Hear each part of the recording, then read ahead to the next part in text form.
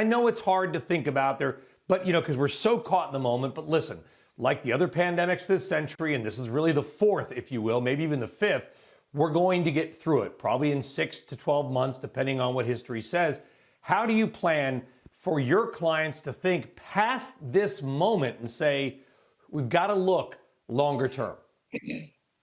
Well, the market continues to look longer term, and it looks past where the events that we're going through now. There are certainly many catalysts that will give us volatility, but I think that the strength that the economy had before the pandemic will continue to reassert itself, and we look for continued market strength and equity gains in 2021. They're near-term events. They will pass, but the strength of the American economy will continue to assert itself.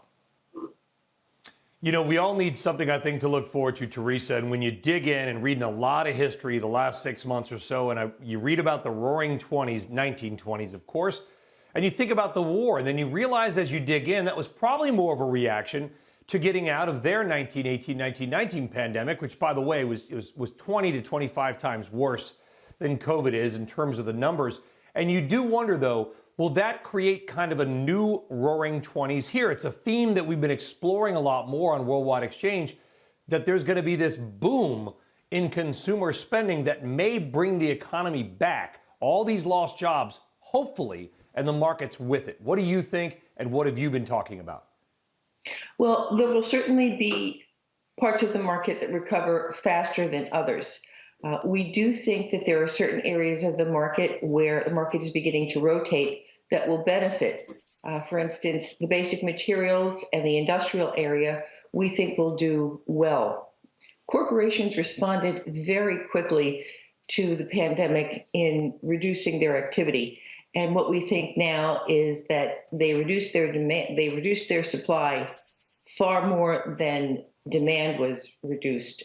So we think that supply will be built up, and the consumer pent-up demand because of the pandemic will start to come through the economy. So we're looking for equity gains going forward with a broadened out market that will be benefited by a lot of different areas in the market. And what groups of the market do you think provide the most opportunity going forward, Teresa? Well, again, it's basic materials and industrials we think will do well. Consumer discretionary will certainly do well.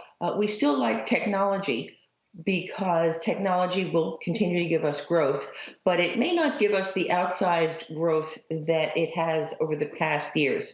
So it's important to diversify the portfolio and look for other areas of the market and not be overweighted too much in one area. Shepard Smith here. Thanks for watching CNBC on YouTube.